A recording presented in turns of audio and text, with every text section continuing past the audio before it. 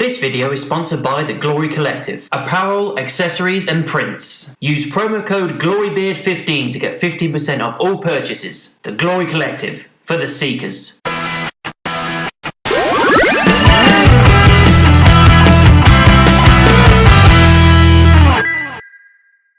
Hi guys, welcome to Beard's Eye View, and this is going to be my spoiler-filled review for Captain Marvel. Yep, spoilers all the way through here guys. Make sure you checked out the film first. I do have a spoiler-free review. If you click the link above my head, you will be taken straight to it. It gives you a star rating and a rough idea of what I thought of the movie. But this one is spoilers all the way through. You've been warned. The intro thing with the Marvel intro that we always have, with all the characters and everything going through the logo, they changed it and every single one of them was Stan Lee and it said thank you Stan at the end. That was amazing. Well done Marvel, that was incredible. I really like that. I like the fact that in the film we kind of made it feel like Jude Law's character and all those guys that she's with, part of the Kree Empire and everything, are all the good guys, and she's trying to help them destroy the Skrulls. And as we know from comic book lore, the Skrulls are the bad guys. They were all really proper bad guys. And in this, it flipped it on its head a little bit. And this is kind of the shock that I kind of didn't expect really.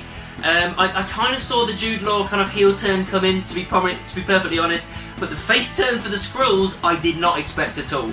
I still expected them to kind of betray and double cross and get what they wanted, but to find out that they're just trying to survive in the world and the Kree are trying to destroy them, and then he has the Skrull captain, the Talos guy, has a family and everyone they're dotted all over the world trying to be freed. That for me was just a big shocker. I didn't expect that twist to happen because, knowing what I know from the Skrulls in the comic books, I didn't expect it, and that's what I liked. I didn't expect it, and it also means that we're probably not going to get any Skrull infiltrators in Earth because it proves that they're not really going to be making a threat to Earth. But I'm fine with that. I don't really mind it. I'm focusing on Endgame and Carol with the rest of the Avengers. That's what I'm happy with. You don't have to involve the Skrulls if you don't want to. The fact that her name Captain Marvel kind of comes from this person that she used to know. I can't remember her human name, I can't remember for the life of me now, but her real name with Krieg, she was called mar-vel.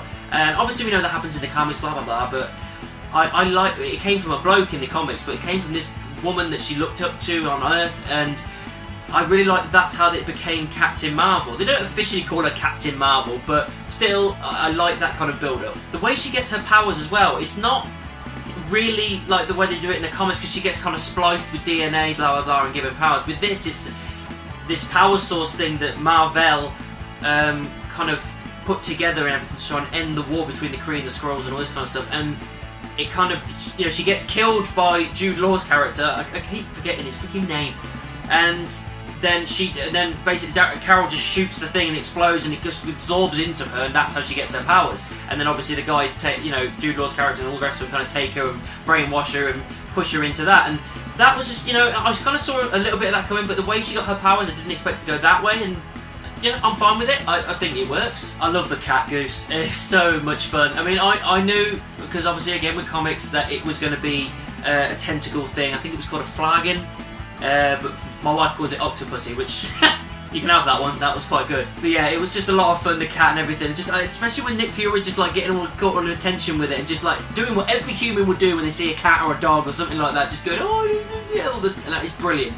And again, the comedy stuff coming from Nick Fury, I just didn't expect. And then to finally see these tentacles come out of the cat and attacking everybody and taking everyone on, it was a lot of fun. Tesseract, didn't expect that to be happening at all. I didn't think we'd find any kind of Infinity Stone wedged into this story at any point. But yeah, the Tesseract is there. It's being kept on this invisible ship that Marvel had, this laboratory. Then they're trying to get rid of it and get it away from all the Kree guys. And the cat swallows it. So the whole thing about it being fished out of the ocean was a load of bollocks. I did like how she got her kind of classic coloured attire, because obviously once she figures out that she's not part of the Kree and she's on the wrong side, she decides to help the Skrulls and all this kind of stuff. Her best friend's daughter, Monica she's called, just uses her little like tablet thing she's got on her hand to change the colour, and that's how she gets it. Now, I'm alright with it. It's just a kind of like, I kind of expected something else. I don't really know what I was expecting, but I just thought it'd be something else, like it'd be a suit change or an upgrade or something, but it's just a colour palette change. But I don't know, it is what it is. I mean, that dial thing on her hand as well is a little bit exposition a lot. It's just like, it just seemed to do a lot just so we can continue with the plot and get on with it. That's the kind of stuff where I thought is a little bit lazy writing, but whatever. It's an origin story and we've got to get to Endgame, so I can understand why these kind of things have to happen. I do like the final fight where she finally unlocks her powers. She's talking to the Central Intelligence person, which only reflects on someone you really like, so you never really see what they look like. She kind of gets out of her powers and she takes like the inhibitor chip that's off her neck, just releases her powers, becomes full Super Saiyan basically, and just wrecks shop. Just all the people that she was with the Kree guys, just beating the shit out of them. The fight they cut, her and Jude Law's character, again, I forget what it's called, they had a big fight as well. Again, it was fun, loads of cocky kind of statements going back and forward, which I quite liked. Ronan was back in this as well. You see him in a couple of holograms at some point, but he's actually in the film. He appears with like his army outside and everything. She basically wrecks shop with all the ships outside and then stands there looking at him in the glass in space and just like that, and he's basically right, well, we'll retreat, and then we're off. But he's kind of interested in Captain Marvel more than the Tesseract, which is interesting. I don't know where they're going to go from that in the future, but well, being as Ronan's dead from Guardians of the Galaxy, I don't know how they're going to go forward, but it's an interesting thing nonetheless. One thing I absolutely love, definitely, was the suit when she's got her full helmet gear on and everything, the Mohawk. Oh, it's so cool. I'm so happy they put that in, because I wasn't sure they were going to in this first outing. But they did, and it worked, and it was awesome. The thing with the pager, she takes it off him after he's kind of like, he double crosses her at one point, and then they kind of settle their differences, and she takes it because he can't be trusted. She gives it him back at the end, saying she's kind of modified it and twisted it. That was one of the things in my spoiler-free review where I kind of said, well, she didn't really explain how. The same guy with the scroll that he said, oh, I can fit your ship to work outside space, but they don't explain how. It's a little bit annoying when they don't explain how, but whatever. So the tracker, she's modified it, and she's got a little logo and everything. It's only extreme emergencies. We know obviously what that is for the end credit scene for Infinity War. It also explains why she's not been there, because you needed a reasonable explanation to why she's not been there the entire time the Avengers have been around and all these problems have been having, and only in extreme circumstances she'd be back. So I can understand it. She's going off with the Skrulls to find them a new home and also go against the Kree and take them down and stop them from doing what they're doing across the galaxy. So yeah, that's incredible, and that's a good enough reason for me, because that could take up any number of years to get things done. The way that Nick Fury loses his eye, we're right at the end of the final battle and everything. The last few bits are wrapping up at the end of this film, and he's just given all the attention to Goose, and Goose scratches him. And because he's an alien, it doesn't heal, it gets more infected, and he ends up losing his sight in his eye. That I did not expect. I expected something so much more awesome, and he's lied ever since just to kind of cover it up. But, yeah, fine, alright.